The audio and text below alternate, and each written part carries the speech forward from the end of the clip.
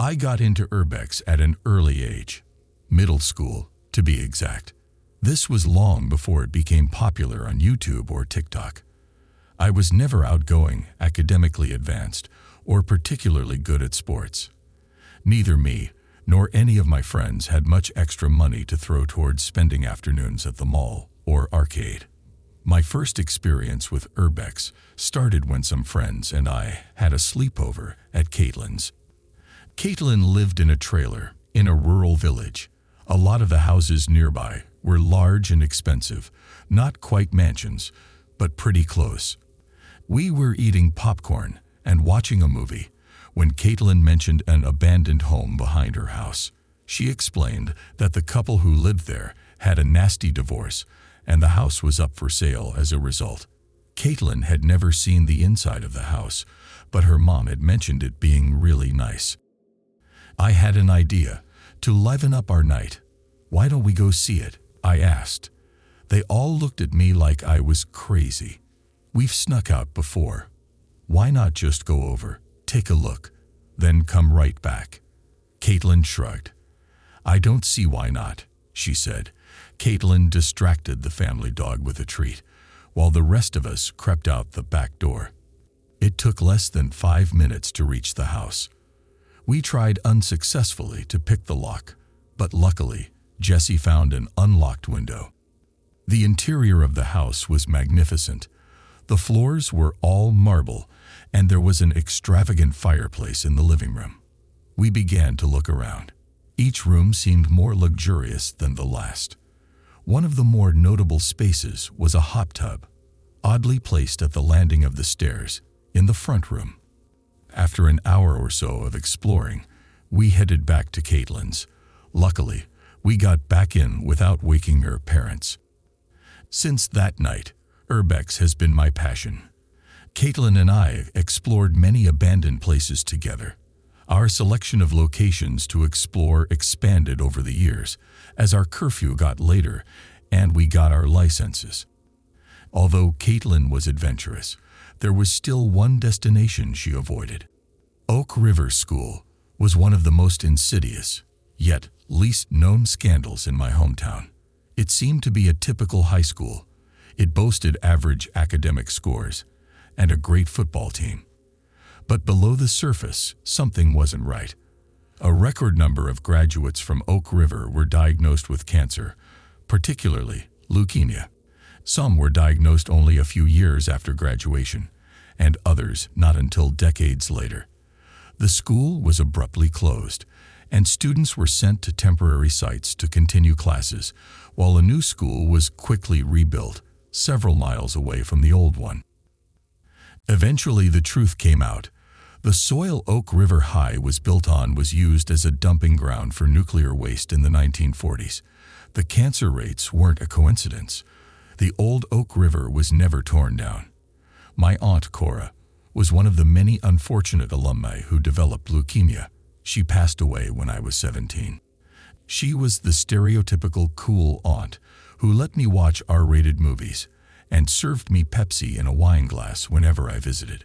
More than that, Cora was the only one in my family I could truly be myself around.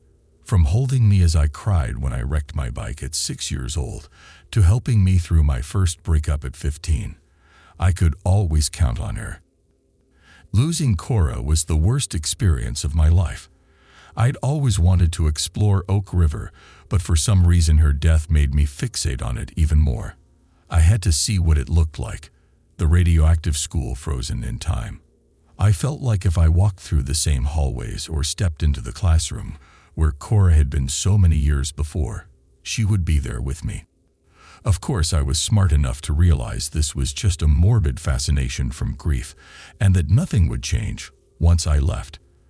But I still couldn't let go of the thought of going to Oak River. "Come on," Jess agreed to go, and she's bringing all her photography equipment. I begged Caitlin during our phone call. "No," she responded. "You know that's the one place I won't go." I accepted her answer and called Jess to let her know we would be going without Caitlin. We met at the back entrance of Oak River at 8 that night. The school wasn't as hard to break into as I expected, and we quickly found ourselves in the hallway. Some old trophies and medals were still on display behind the dusty glass. Why didn't they take those? I wondered out loud. They're probably all covered in radioactive dust. Jess laughed. Ron, Jess's boyfriend, met us shortly after we found our way in. He's into paranormal investigation and wanted to try out some of his equipment as the school was rumored to be haunted. They proceeded to the gym and were messing with the EMF sensor for a while, so I decided to look around on my own. The first few classrooms I looked at weren't as bare as I expected. They still had posters on the wall and other equipment out. I found a globe and spun it, instantly regretting my decision as dust flew into the air. Luckily, we had worn masks and gloves to try to limit our exposure as much as possible. I heard a rustling noise. I turned around to see where it was coming from. Next to the boarded-up window, I noticed a mostly wilted potted plant, but the plant wasn't dead. It was moving. Very subtle movements. I had to do a double take to be sure of what I saw. "What the hell?" I whispered. The only way I can describe the movement is almost a sort of twitching. I got out my phone to record and picked up a ruler to poke it. The plant coiled around the ruler tightly, almost yanking out of my hand. I yelled and jumped back. Jess and Ron came running. I tried to explain what happened, but they didn't seem convinced. Ron found a pointer by the chalkboard and poked the plant again. It didn't move. I stammered, trying to explain what happened. Jess and Ron exchanged glances. "Maybe you shouldn't be walking around here alone," suggested Jess. Ron nodded. "Let's all just stay together," he suggested. I reluctantly agreed. We took a look in a few other classrooms. Jess photographed each as we went along. Eventually, we made our way into the cafeteria. We found some old trays, glasses, and even unopened cans of food. As we ventured further into the kitchen, Ron halted, almost causing Jess to run into him. "Why'd you do that?" she snapped. "Shush! Listen," whispered Ron. Through the silence, I could hear a faint chewing noise. It continued for a few minutes, then came the clang of a can hitting the ground. A light rustling followed. We stood there, frozen. Ron involuntarily coughed. A figure emerged from the darkness. Jess turned the flashlight to it. It definitely wasn't an animal, but it also couldn't be human. It stood on two legs, was almost 7 feet tall, emaciated, with yellow-tinged skin speckled with red boils that looked like they were about to pop. The figure let out a groan that sounded equal parts terrified and angry. Jess screamed, dropping her flashlight. Ron and Jess took off in one direction, while I ran in another. I ducked into a janitor's closet. I tried to quiet my breathing as much as possible, even taking off my mask, trying to catch my breath. I sat against the wall, head in my hands, trying to stave off a panic attack. I looked around the closet a bit, seeing if there was anything I could use for self-defense. All I found was an old broom. I stayed quiet for a while, then hesitantly stepped out of the closet when I was convinced the creature was nowhere close. I began looking for Jess and Ron. I tried calling Jess, but my phone had no service. I heard labored breathing and trudging down the hallway. Damn it, I thought. I noticed a door on my left.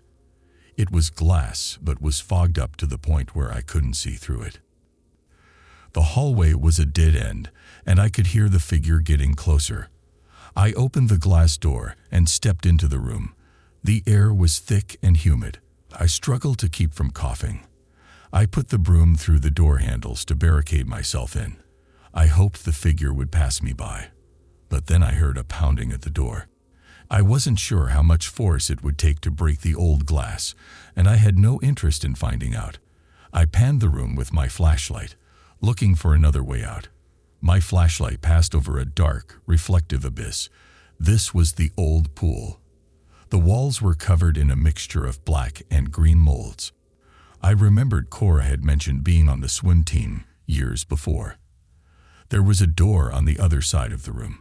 I began making my way to the other side, but quickly realized my way was blocked by some overturned bleachers. I tried lifting them up, but it was no use. "Harper!" Jesse yelled from the door on the other side of the room. Noticing the predicament I was in, Jesse and Ron attempted to move the bleachers but weren't able to either. At this point, the glass door was splintering from the humanoid monster pounding on it. "You know how to swim, right?"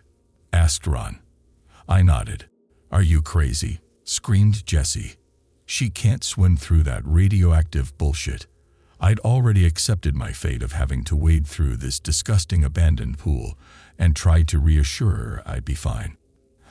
I found a piece of wood to set my backpack on, trying to keep it as dry as possible.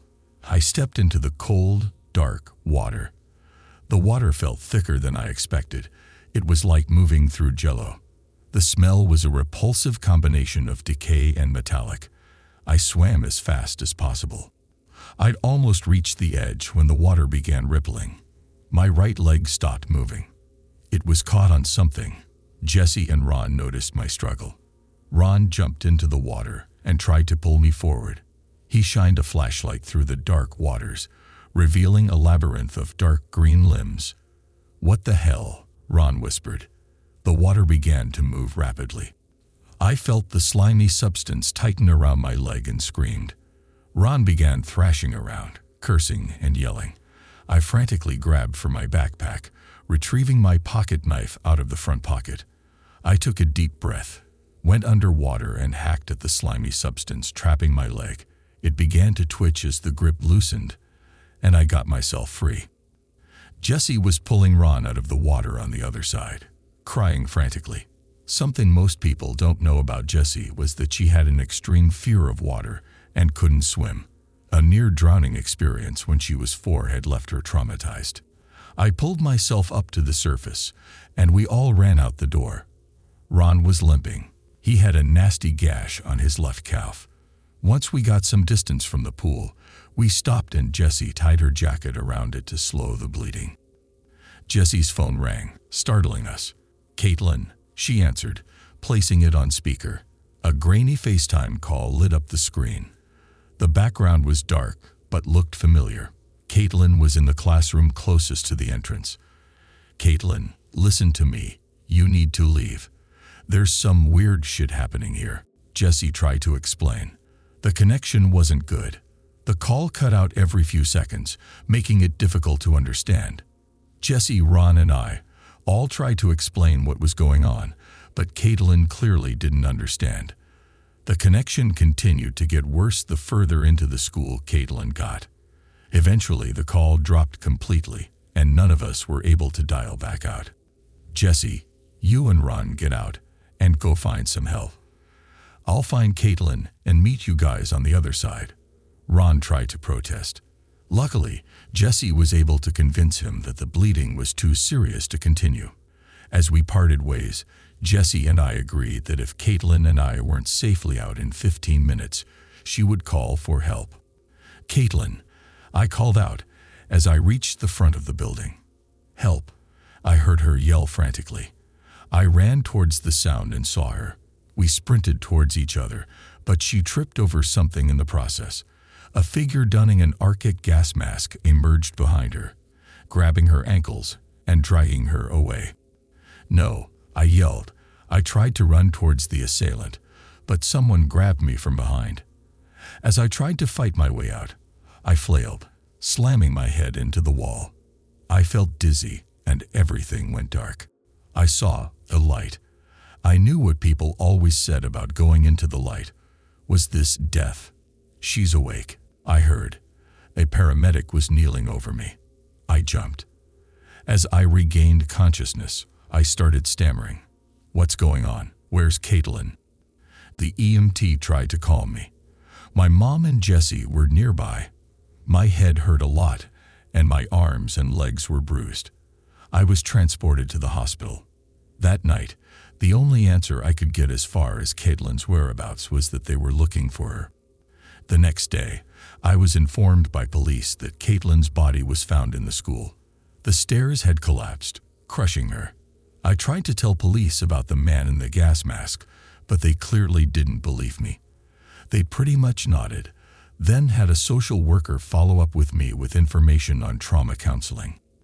What bothers me the most is I'm not even sure Jess and Ron believe me. Something sinister is still happening in that school. I'm going back. River Oak won't take anyone else from me.